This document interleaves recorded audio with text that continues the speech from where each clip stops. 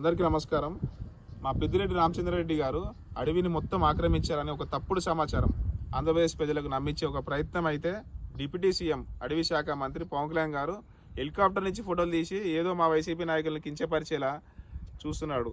ఇప్పుడు ఆయన అధికార పక్షంలో ఉన్నాడు, ప్రతిపక్షంలో లేరు. ప్రతిపక్షంలో ఉన్నా కూడా ఏదో అనుకోవచ్చు. బట్ ఇంకోటి ఏంటంటే ఆయన ఆదేశిస్తే ఆఫీస్లో కూర్చొని ఆదేశిస్తే విచారణ చేస్తారు.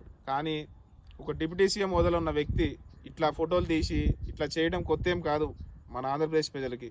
పవన్ కళ్యాణ్ గారి ఆలోచన ఎట్లా ఉంటాయి అంటే, ఆయన ఇంటి ముందర ఎవరో ఎప్పుడో ఇద్దరు తాగుబోతులు వచ్చి కొట్లాడుకుంటే నా మీద దాడి చేయడానికి వచ్చారు అని చెప్పేసి నిఘా వర్గాలు నాకు చెప్పాయని చెప్తాడు. పవన్ కళ్యాణ్ మీటింగ్ పెట్టుకుంటే ఏదో పబ్లిక్ మీటింగ్లో, ఆ మీటింగ్లో మొత్తం 3,000 మంది ఉంటారని అనుకోండి, 2,000 మంది కడప గుండాలు వచ్చారు నా మీద దాడి చేయడానికి అని నాకు నిఘా వర్గాలు చెప్పాయి అని చెప్పుకుంటాడు. పవన్ కళ్యాణ్ గారు నిఘా వర్గాలు అంటే ఏంటి? ఇంటెలిజెన్స్ అంటే ఐవి కానీ రా కానీ వీళ్ళకి ఈ ఉగ్రవాద కార్యకలాపాలు మీద ఎవడో ఎక్కడ ప్లాన్ చేస్తున్నాడో ఇవన్నీ వదిలేసి పవన్ కళ్యాణ్ మీద ఎవడో ఎప్పుడు దాడి చేస్తున్నాడో, లేకపోతే నీకోసమే వీళ్ళు పనిచేస్తున్నారా ఏంది నాకు అర్థం కాదు. ఇటువంటి నమ్మశక్యమైన అంశాలు చెప్తూ ఉంటాడు. ఏముండదు, తల ఉండదు, తోక ఉండదు. 34,000 మంది అదృశ్యం అయ్యారు అమ్మాయిలని అని చెప్పాడు. తిరుపతిలో లడ్డూలో, అయోధ్యలో పంపించిన లడ్డూల్లో గొడ్డు మాంసం కలిపారు అంటాడు.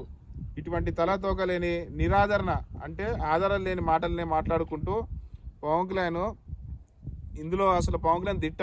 ఇట్లాంటి మాటల్లో తనకు ప్రజలకు సేవ చేసే ఉద్దేశం కానీ ఒక సామర్థ్యం కానీ లేదు. ఆ సామర్థ్యం ఉన్న వైఎస్ జగన్మోహన్ రెడ్డి గారి మీద బురద చల్లాలి, అందులో మా వైఎస్ జగన్ గారికి అనుకూలంగా ఉన్న వాళ్ళని టార్గెట్ చేసుకుంటూ పోతుంటాడు. అంతే తప్ప అడవి భూముల ఆక్రమణ లేదు, ఏమీ లేదు. ఇట్లాంటి వాళ్ళతో కొంచెం జాగ్రత్తగా గమనించమని ఆంధ్రప్రదేశ్ ప్రజలను కోరుకుంటున్నాను. వచ్చే ఎలక్షన్లో వీళ్ళకి కూటమికి వీళ్ళందరికీ సరైన సమాధానం మీ ఓటు రూపంలో మళ్ళీ హైదరాబాద్ నుండి మన రాష్ట్రానికి రాకుండా ఒక గట్టి పునాది వేయాలని చెప్పి కోరుకుంటున్నాను. ఇట్లా మీ పి కోటేశ్వరరావు, కందుకూరు నియోజకవర్గం.